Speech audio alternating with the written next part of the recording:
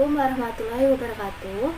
Perkenalkan, nama saya Rahma Saniati dengan nomor NIM 187207005. Saya dari Prodi Pendidikan Ekonomi, kelas konversi tahun ajaran 2020. Saya dari Universitas Pancasakti Bekasi, Kampus D. Di sini saya akan mempresentasikan hasil dari ujian tengah semester saya dengan mata kuliah yang saya tempuh dan saya ambil, yaitu perpajakan, dan dosen pengampunya yaitu Bapak Marianto MPD. Saya di sini akan membahas mengenai tentang menerapkan perhitungan PPh dalam pasal 21. Berikut presentasi dari saya. Sebelum mengenai lebih jauh tentang apa yang dimaksud dengan pajak penghasilan PPh 21 atau yang bisa kita singkat dengan PPh 21. PPh 21 sendiri merupakan jenis pajak yang dikenakan terhadap penghasilan berupa gaji, upah, honorer, tunjangan, dan pembayaran lainnya yang diterima oleh pegawai, bukan pegawai, mantan pegawai, penerima pesangon, dan lain sebagainya. Di sini ada pun pemotongan PPh pasal 21.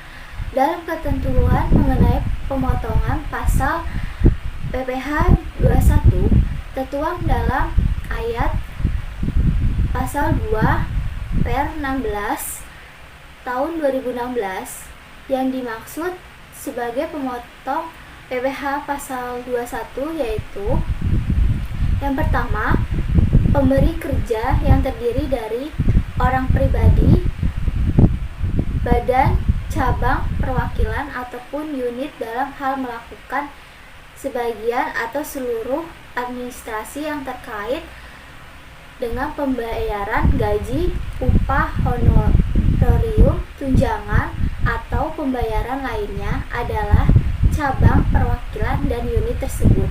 Lalu yang tertuang nomor 2 yaitu bendahara atau pemegang kas pemerintah meliputi pemerintah pusat termasuk instansi TNI ataupun Polri, pemerintah daerah, instansi atau lembaga pemerintah, lembaga-lembaga negara lainnya, dan kedutaan besar Republik Indonesia di luar negeri yang membayar gaji, upah, dan pembayaran lain dengan nama dan dalam bentuk apapun terkait dengan pekerjaan dan jabatan, jasa ataupun kegiatannya.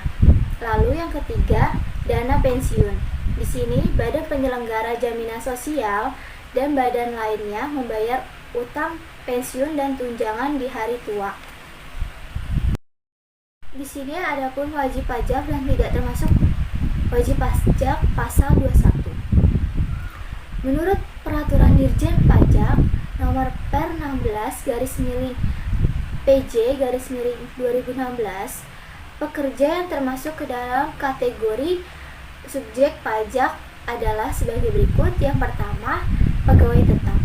Yang kedua, penerima uang pensiun, pesangon atau uang manfaat pensiunan lain, serta tunjangan di hari tuanya.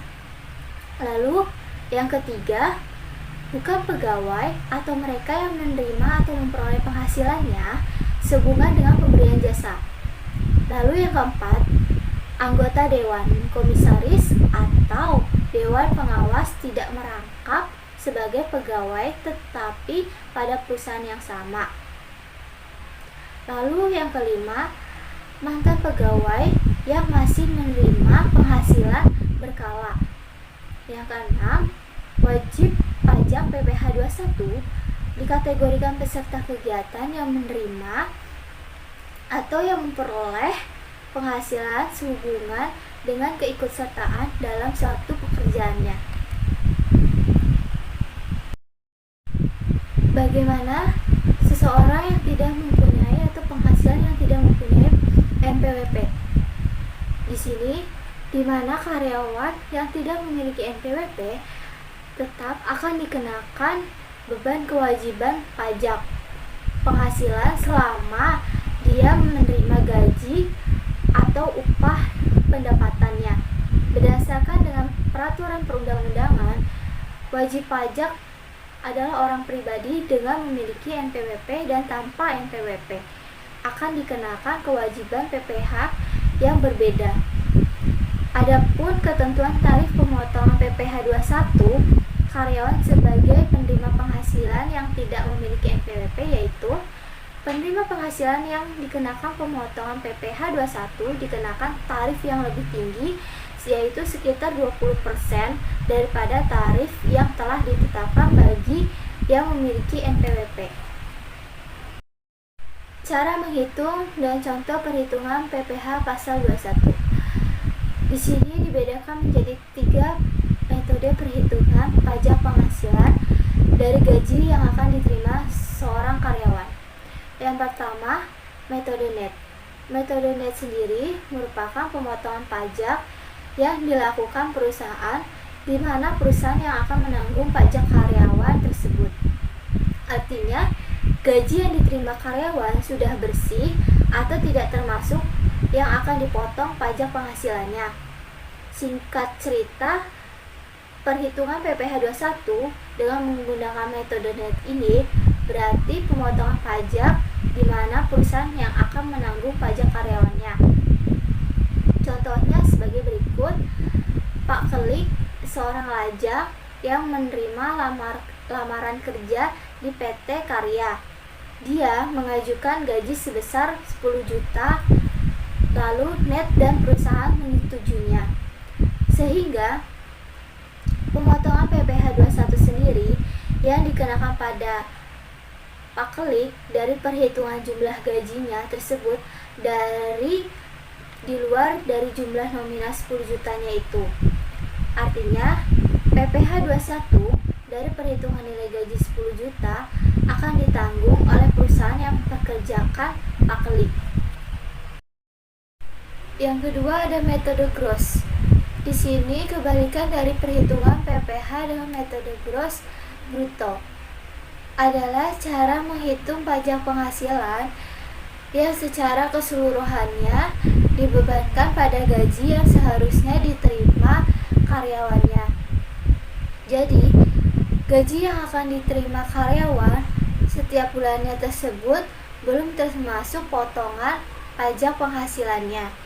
Singkat cerita, perhitungan atau menghitung PPh 21 dengan menggunakan metode gross ini adalah pemotongan pajak penghasilan di mana karyawannya yang akan menanggung pajaknya. Contohnya sebagai berikut. Pak Budi yaitu dia seorang yang masih lajang dan melamar kerja di PT Budi Prakorso dan perusahaan memberikan gaji 10 juta gross. Maka potongan PPh 21-nya yang dihitung dari jumlah nominal tersebut akan dibebankan atau diambil dari nilai 10 jutanya itu. Dengan demikian, PPh 21 dari perhitungan nilai gaji 10 juta akan ditanggung oleh Pak Budi yang akan mengurangi jumlah nominal gaji yang akan diterimanya. Lalu yang ketiga ada metode gross up. Cara menghitung pajak penghasilan dengan metode gross up ini artinya memberikan tunjangan kepada karyawannya sejumlah potongan pajak yang ditentukan. Sehingga perhitungan PPh 21 dengan metode gross up ini terbilang lebih rumit dibanding dengan metode net ataupun metode gross. Karena metode ini perhitungannya didasarkan pada jumlah tunjangan yang sama besar dengan jumlah pajak yang dipotong dari karyawan. Contohnya seperti Pak Slamet melamar kerja dengan metode gross up pada PT Setiabudi. Dia masih lajang dengan kesepakatan gaji adalah 10 juta.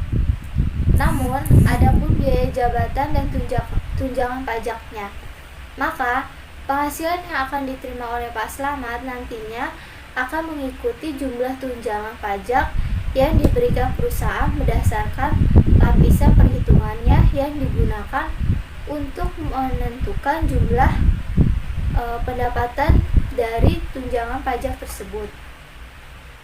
Jadi, tunjangan pajak ini dihitung berdasarkan besar penghasilan kena pajak dengan mengikuti formula lapisan penghasilan kena pajak.